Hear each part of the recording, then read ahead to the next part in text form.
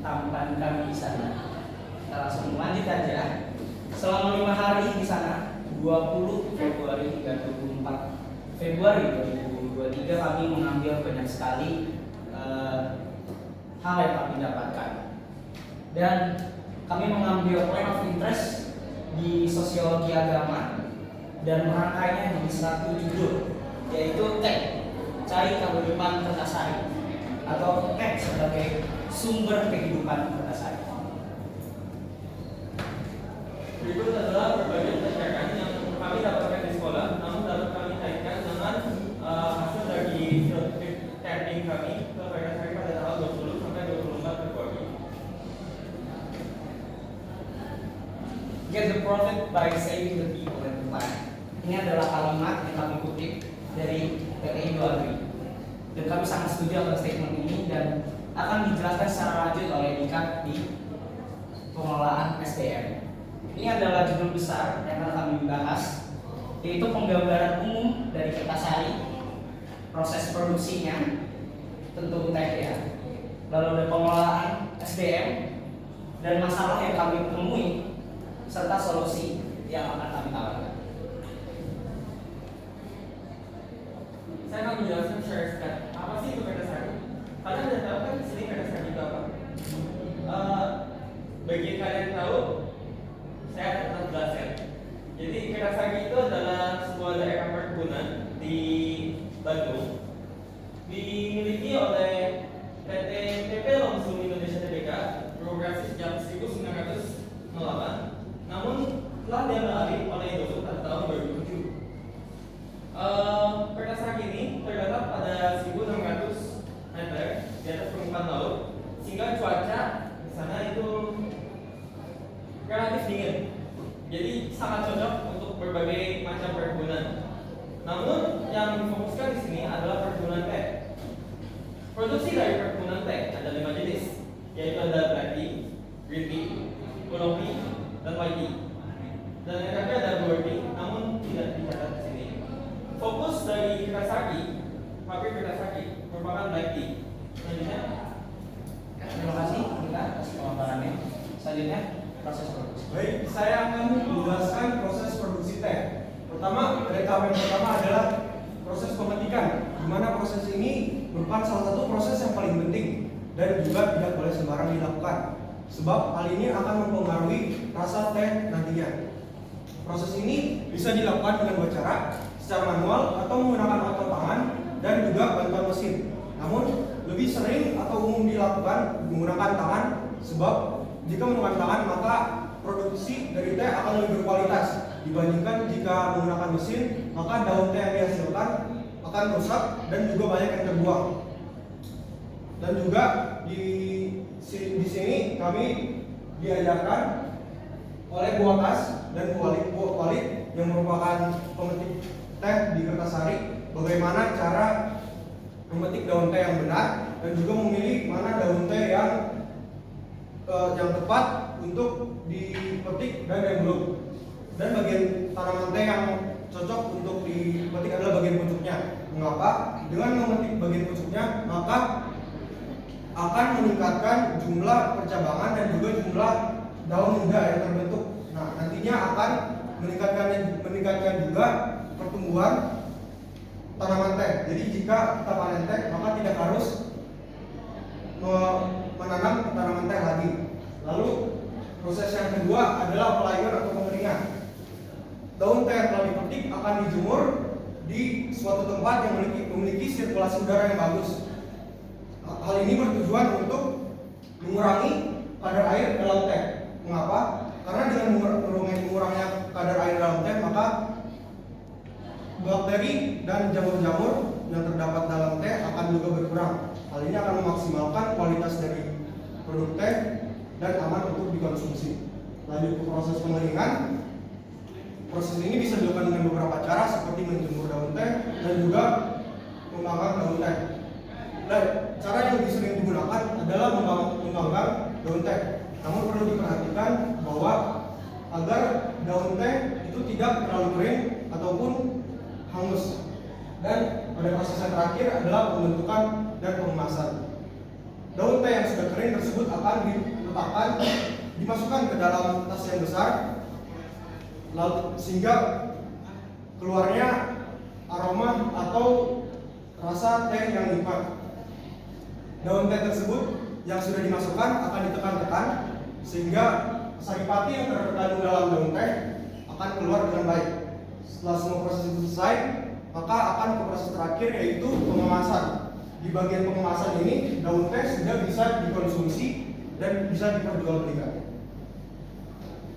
Hasilnya sangat baik ya, dari kita semua sudah mencoba, mereknya Tangguh Lipan, dan hasil yang keluar itu beda dari yang Bapak Ibu mungkin sudah pernah coba di rumah, merek-merek yang ada di rumah, itu baunya memiliki ciri khas gitu. Ya selanjutnya, Dika, Kemudian, terima kasih Rial. Saya akan menjelaskan tentang pengelolaan SDM di perkebunan teh Kertasari. Berdasarkan wawancara, para pegawai di sana diberikan tempat tinggal berupa rumah, yaitu berupa rumah kontrakan. Kemudian saat pandemi, kita semua tahu banyak perusahaan atau perkantoran yang mem-PHK dan memecat para pekerja dan staf pegawainya. Namun hal ini tidak terjadi di perkebunan teh Kertasari. Perusahaan memilih untuk mempertahankan para pegawai dan pekerjanya dan tidak memecat atau mem-PHK satupun pihak. Perihal gaji yang diberikan oleh perusahaan perkebunan teh Kertasari berkisar antara 1,8 hingga 2,3 juta. Namun hal tersebut juga bergantung dari kinerja para pegawainya. Semakin banyak daun teh yang dipetik, maka akan semakin tinggi upah atau gaji yang diberikan oleh perusahaan.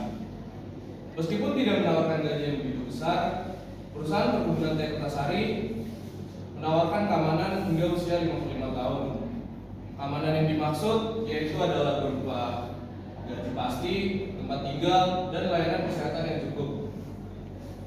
Perusahaan juga menyediakan sarana bagi para pegawainya untuk menjalankan kewajiban beribadah, mulai dari lebaran, hajatan, serta ibadah dalam sehari-hari seperti sholat 5 waktu. Terima kasih Dika. Seperti itu ya Bapak Ibu, pengelolaan SDM di sana. Masyarakat senang, semuanya sejahtera. Lalu kita akhirnya sampai kepada problem solving. Masalah yang kami temui di sana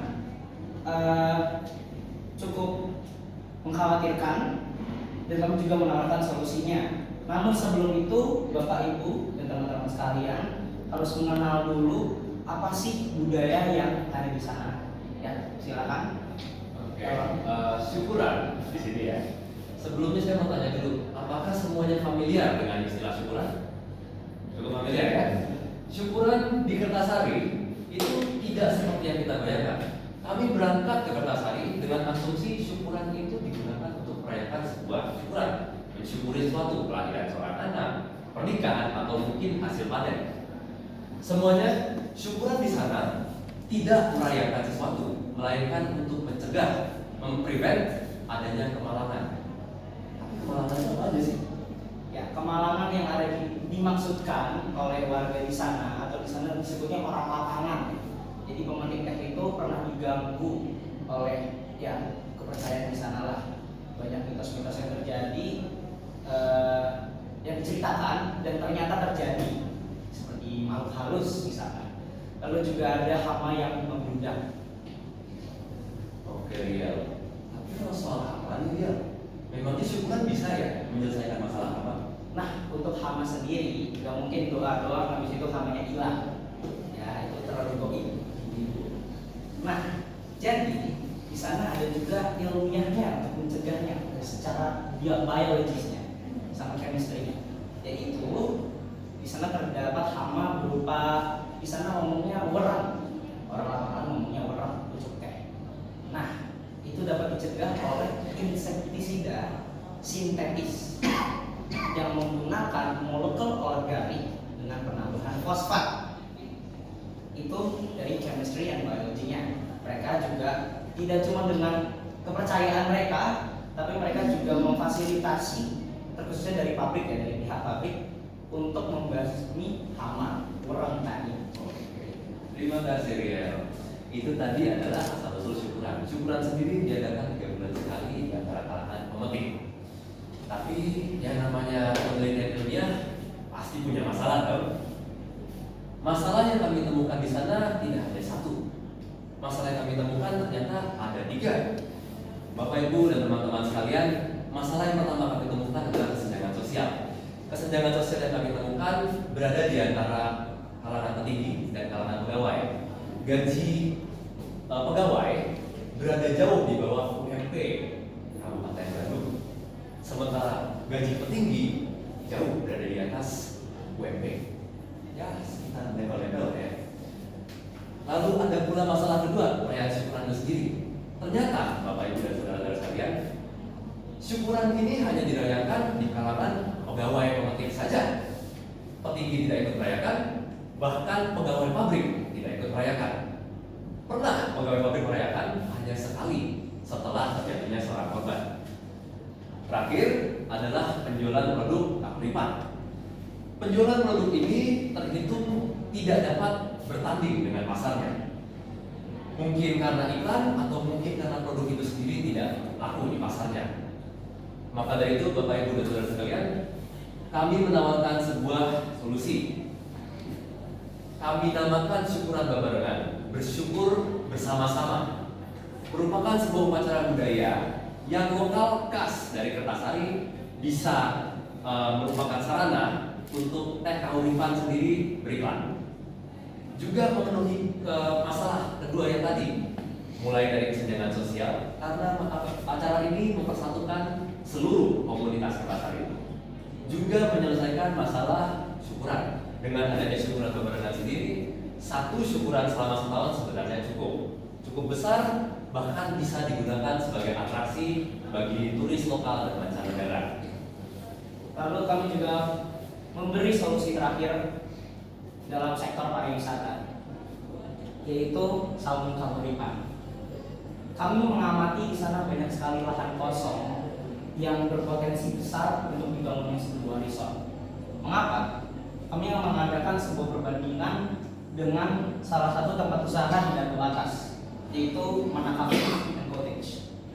Dulunya itu adalah lahan kosong. Dulunya jalannya susah diakses, tapi karena bantuan sosial media, bantuan netizen-netizen yang ada di Indonesia banyak sekali ya Bapak Ibu, dan dengan adanya marketing dari Mana Cafe and Cottage ini sendiri, sektor pariwisata di sana bertumbuh, akses jalannya diperbaiki, dan tempatnya juga multifungsi, ada bisa dijadikan cafe, cottage untuk staycation dan wedding garden. Saya kira Kertasari memiliki potensi yang sangat baik yang bisa mengalahkan tempat wisata lain di Bandung, khususnya di daerah tinggi ya, di Lembang atau di Dago Atas. Saya kira ini mempunyai potensi yang sangat baik. Suasana yang nyaman, nilai jual pemandangan yang indah, serta udara yang sejuk bisa menjadi nilai jual yang tinggi untuk Kertasari. Dan ini adalah ide kami, Saung Kauripan. Dengan adanya Saung Kauripan juga, kita bisa memperkenalkan budaya ngeteh. Karena banyak sekali di Indonesia sekarang budayanya ngopi terus, ngopi lagi. Padahal perkebunan teh itu dominan lebih banyak daripada perkebunan kopi.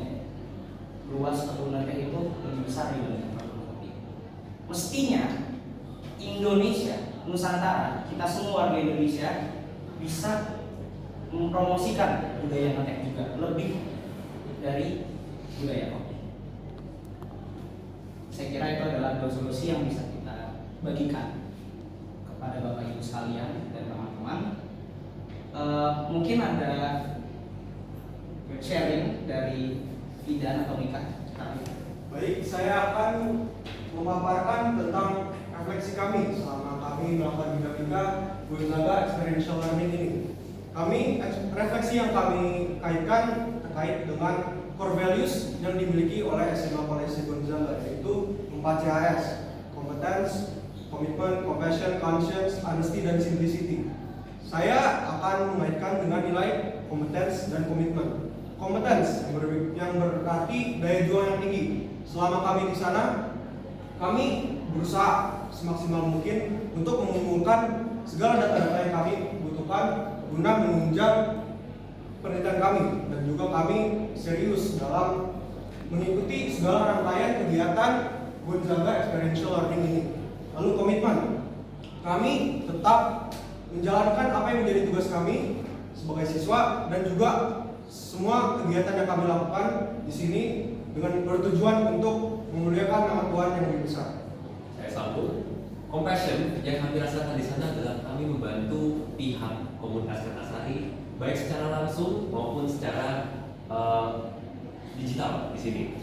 Lalu ada conscience selama kegiatan dinamika di sana, bahkan mengerjakan ini, bahkan sampai di sini, dan kemungkinan akan terus berlanjut. Kami tetap menggunakan hati nurani secara sadar dan penuh dikendali.